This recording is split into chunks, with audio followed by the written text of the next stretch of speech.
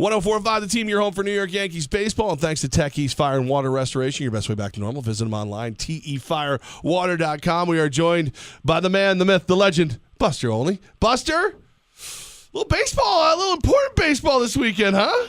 A big series.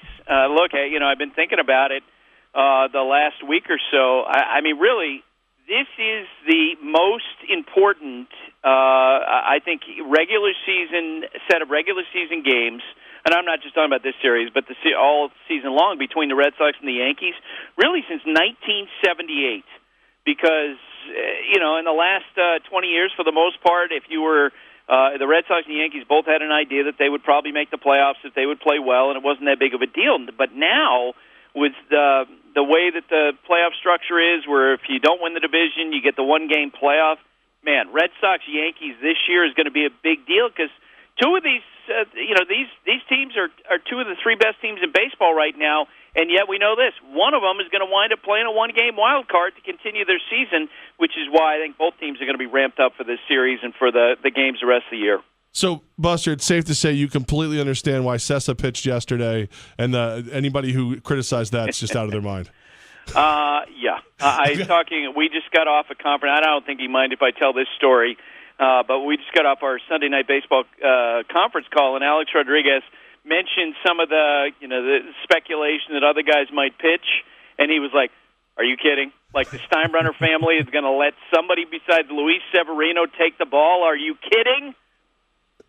In all seriousness, though, like Buster, by the way, Chris Onorato in with Levack here. I'd kind of love to see Loizaga in a spot like Saturday or even Friday night. I get Sabathia and I get all that, but I've been pretty impressed by Loizaga so far. He has been impressive, without a doubt. And look, I know from talking with the Yankees people that they're really excited about what they're seeing. But they also understand that he's a young pitcher, and I just tell you, as someone who covered a lot of Red Sox-Yankee games, they're definitely among the veteran players. There's an additional level of excitement and preparation, and so you can understand that, if he had actually been lined up to start in this series, if CC Sabathia, you could see him going up to Aaron Boone, who's a good friend of his, and saying, Aaron, that's great. Give me the ball. And I think everybody, as Alex described on our conference call today, he's like, all of a sudden you got the restaurant people saying, beat the Red Sox. Everyone's focused on it. You're getting text messages from celebrities, from semi-baseball fans, from real baseball fans, your former teammates. Everything is ramped up by a factor of 10 when the Red Sox and Yankees play, and that's why the Yankees are lining up their big dogs. Buster Olney with us right now talking Yankee Sox this weekend. Now, Buster, I'm bringing my kid to her first ever Yankee Sox game Saturday night. Sonny Gray on the mound versus Chris Sale. Yeah, do me a favor. Don't get arrested. Well, that's why I waited until she was at least 14, almost 15. She knows how to handle. You gave her some money and said, look, if you need this is bail money for me. Right. Here's my dad's credit card. Please bail him out, please. What is this? Let's start with Sonny Gray. What does this matchup mean for him Saturday night? I think so.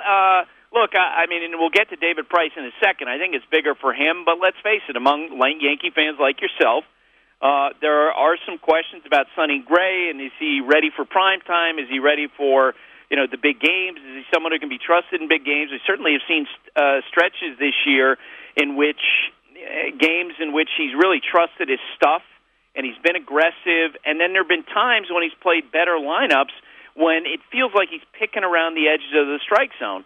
So while I don't think this is going to be the litmus test for Sonny Gray that it's going to be for David Price on Sunday, it's going to be some kind of a test. Let's call it a quiz. All right, so you brought up Price. What does this mean for him? Oh, I think it's huge. You're talking about since David Price joined the Red Sox, his ERA in Yankee Stadium is over 8. Okay? He's absolutely gotten pounded, and, even he understands sort of this conversation going on about, will he pitch in Yankee Stadium? Did he duck out of a start earlier the year, et cetera, et cetera, et cetera? Because when he was asked about pitching in that game on Sunday, he sort of jokingly, half, kiddingly said, yeah, I'm going to be playing Fortnite instead of doing that. But there's no doubt that, if you want to be the guy for the Red Sox, if you want to be accepted by Red Sox fans, then you better do some damage against the Yankees. You better have success against the Yankees. Here's the problem for Price against the Yankees lineup. You know, an evaluator who has seen Price repeatedly told me that right now, where David Price is, where he basically throwing a fastball or a cutter on all of his pitches, there's nothing in his repertoire, and his fastball velocity right now is at a career low 92.7. There's nothing that makes a hitter uncomfortable. So it'll be very interesting to see, the at-bats of the Yankee hitters against him at a time when, let's face it, David's going to have a lot of scrutiny on him in this game. Buster, will we learn anything this weekend out of the Yankees starting pitchers, be it Sabathia or Gray, that will allow us to jump to a conclusion, okay, well, now Brian Cashman will really go make a big play towards the trade deadline for somebody in the Archer, Hamels, I won't throw Bumgarner, DeGrom into the conversation, as opposed to the cheaper option would be a J-Happ? Well, and Chris, I think that one way or the other, no matter what they see out of the trio this weekend, I think they're going to go get a starting pitcher. Because while Loaizaga has been impressive and, Sonny Gray, as I mentioned, had some spots, I think the injury concerns with Tanaka and Sabathia, which are going to be inherent, because Tanaka's got the ticking time bomb in his elbow, with a partially torn elbow ligament. Sabathia's got that knee, which is when it feels okay, then he's fine. But when it's not right, he's not right. I think they're going to go get a starting pitcher either way. I mean, you mentioned, Bumgarner. I'm sure that phone call's already been made where they checked in and are you interested in trading him? And I'm sure the Giants hung up on the Yankees. I'm sure that they probably have the phone line open, the red phone to the Mets, in case the Mets ever want to talk about their guys. But you guys know, like I do, that phone is not going to ring.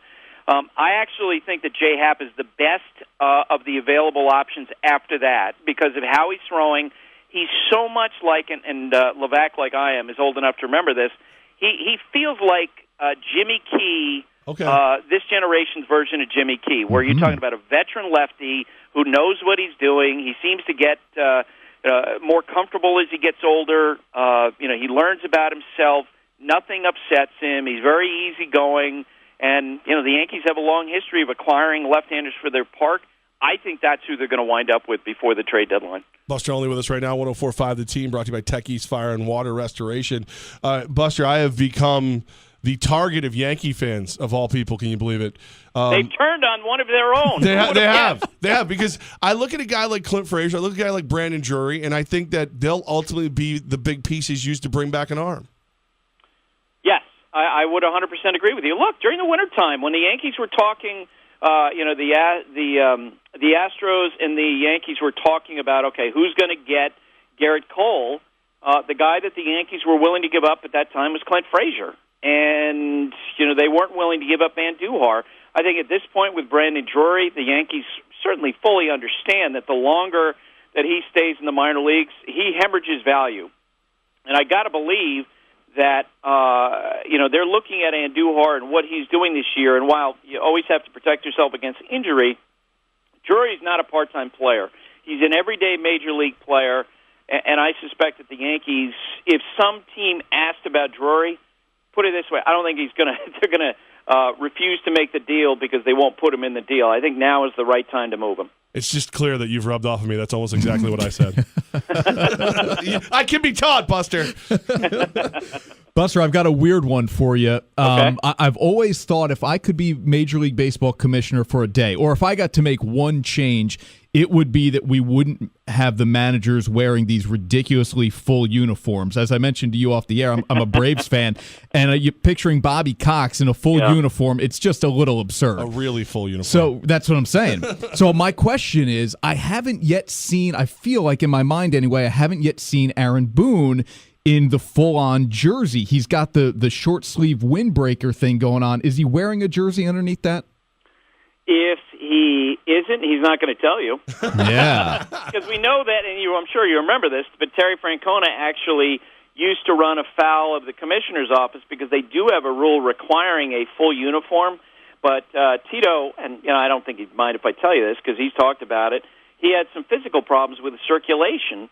And so because he wanted to stay warmer, he wouldn't wear the jersey. He'd wear one of those pullover tops. And the commissioner's office did not like that, and I think he was fined a couple times for that. And so I think that was always Tito's answers. Yes, I have a uniform on, wink, wink, nod, nod, underneath it, and that might be the case with Aaron. And I'm going to tell you this, too. You say you don't want managers to be in uniform. You're right. For some managers, that looks ridiculous. Go back and find a picture of Connie Mack wearing street clothes in the Athletics dugout and tell me that doesn't look as ridiculous in a baseball dugout as a really fat manager wearing a uniform. This is usually how most of my ideas go. I feel one way strongly about it, and then I don't have an alternative. So I don't know what to tell you, honestly, about what they should be wearing. Go with a Belichick, right? Go with the front office or something. Yeah, something like that. See, Buster's always got the solution. Buster, changing gears to a far more serious thing. What's going on with the Mets front office now that Sandy Alderson has a relapse of cancer? Yeah, and that's really tough news. I mean, I got to know Sandy. I've done different things with him through the years, spent time with him, and you're talking about one of the great people in the sport. And I really feel like that when we talk about this new, Moneyball type analysts who, are running front offices now, Sandy was the model for that. Very smart, well educated. He went to Dartmouth. Served in the Marines. Very open-minded, very progressive. I mean, forget the movie Moneyball and what was said in there. Sandy was kind of the first guy along those lines. But that said, I think moving forward, the Mets, John Ricco's someone that they know well, and he's going to be one of the guys stepping in. Omar Minaya has worked for them before, someone they know well. J.P. Ricciardi. I do feel like that whenever the Mets, and Sandy, I think laid it out the other day that he probably is not going to come back in any sort of a capacity where he's in charge. I do think the Mets should take a hard evaluation internally about how they run their business. I've said this to you before. I think Fred and Jeff Wilpon need to understand that they need to take themselves out of the decision-making loop and defer to a general manager of their choosing who is part of this progressive analytic wave. We talk about the Mets and their dysfunction.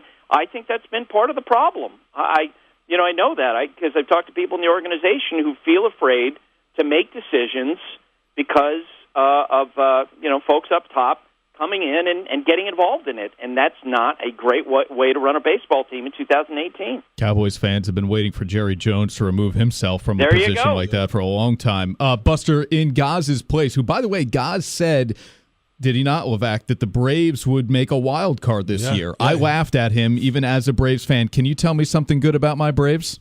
100%.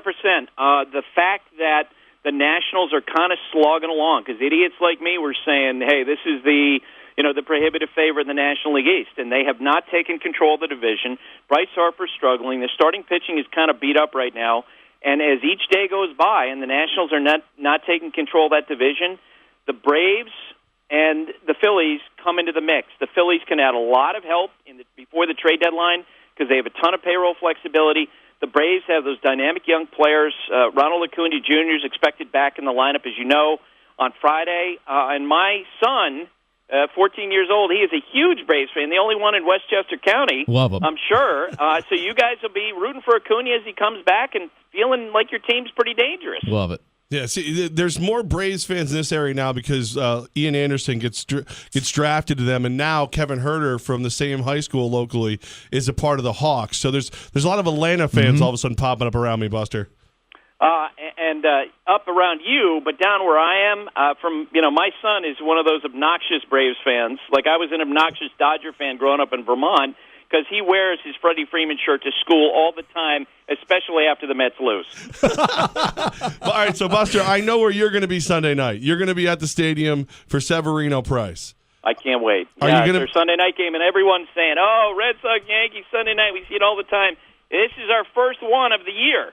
Red Sox, Yankees on Sunday night. Any chance you'll get there a day early, hang out with me, and have a few cold ones on Saturday night? Don't do it. I might be there a day early, but I got to tell you, I got to get in and out. I wish I could stick around and hang out with you, but I got to get back because my wife is out of town, and so I'm watching my 2 kids that night. That actually sounded sincere. Right. I almost bought He that. would like to, but yeah. I heard the truth. There was no Levack. I'm not hanging out with you. And I got to take a shower and wash my hair too. So sorry. I had to do laundry. My parents said no. I wanted to go. Right. Exactly. Buster, man, we appreciate you like always. I look forward to seeing you on the television. And hey, if you want to slum a little bit on Saturday, you know my number. Yeah, I'll hang out with your daughter and prepare for the bail money. Okay. That's probably the smarter and more fun place for you. Buster, thanks so much, brother.